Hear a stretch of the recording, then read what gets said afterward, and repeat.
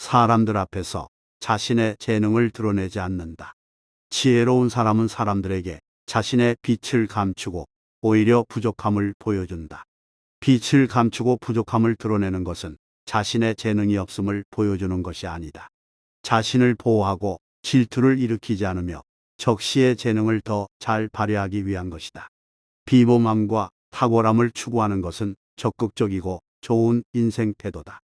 하지만 그것을 혼자 자랑하고 주의를 고려하지 않으면 타인들과 어울리지 못하고 질투와 미움을 불러 일으킬 수 있다.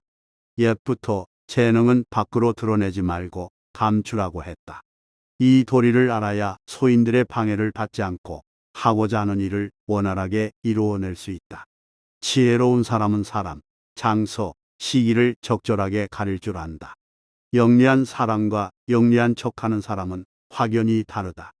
영리한 사람은 자신의 영리함을 은밀히 숨겨두고 필요할 때만 꺼내 활용한다.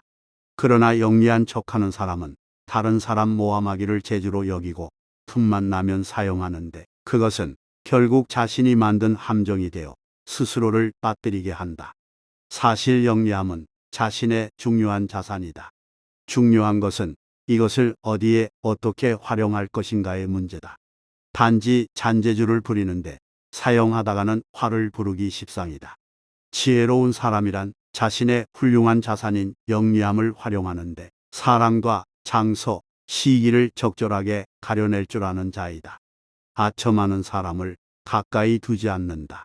사람들은 우리가 속한 모든 곳에서 다른 사람의 미움을 사지 않으려고 한다.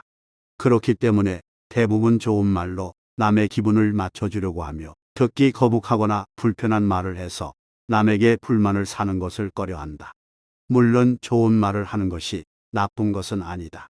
다만 문제는 친구 입장에서 늘 듣기 좋은 말만 한다면 친구의 의무를 다하지 못하는 것이라는 것이다. 즉, 결점이 있는 줄 뻔히 알면서도 입을 다문다면 진정한 친구라고 할 수 없다는 것이다. 만일 오히려 당신의 결점을 칭찬하는 사람이 주변에 있다면 그것은 당신에게 다른 속셈이 있어서 일 것이다. 평소 진실한 마음으로 당신을 책망하거나 옳은 말로 꾸짖는 사람이 있다면 그가 바로 진짜 인생의 스승이자 진정한 친구이다. 겸허한 태도를 가지며 마음을 연다. 자만하지 말고 겸허하여 다른 사람의 비평을 기꺼이 받아들이라. 자기 잘못을 바로잡아 넓은 마음으로 타인의 장점을 흡수하여라. 그러면 내 장점을 더욱 향상시킬 수 있을 것이다. 이는 말로 하기는 쉬우나 행동으로 옮기는 것은 어려운 동목이다. 양쯔강과 황하강은 작디 작은 수많은 물줄기들을 받아들여 그렇게 큰 강을 이루었다. 항상 겸허한 태도를 유지하라. 오만한 마음은 멀리하라. 겸손이야 말로 삶을 가장 성실하게 사는 태도다. 세상은 크고 넓어서 온갖 기이한 일들이 많이 일어난다. 그 속에서 개인은 아무리 힘이 강하고 뛰어나다 해도 우주 속의 작은 한 점 먼지일 뿐이다.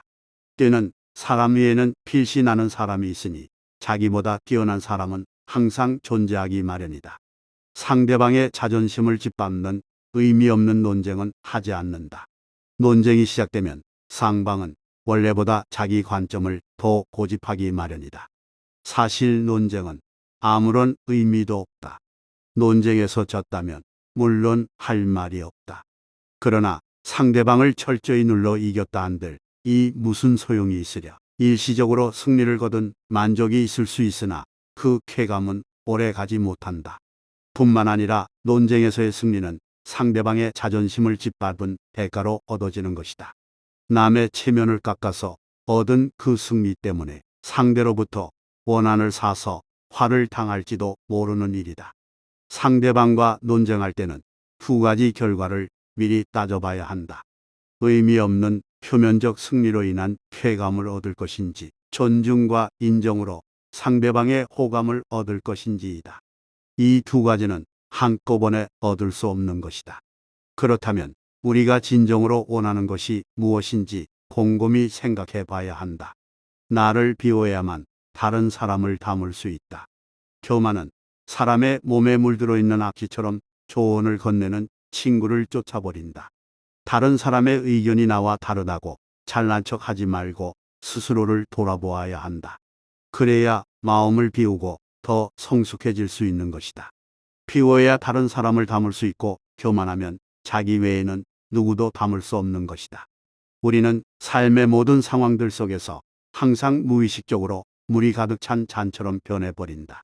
그러나 자만을 내려놓고 마음을 비운 채로 다른 사람을 따라 겸손한 마음으로 배울 수 있다면 우리는 우리가 모르고 있던 수많은 것들을 발견하게 될 것이다.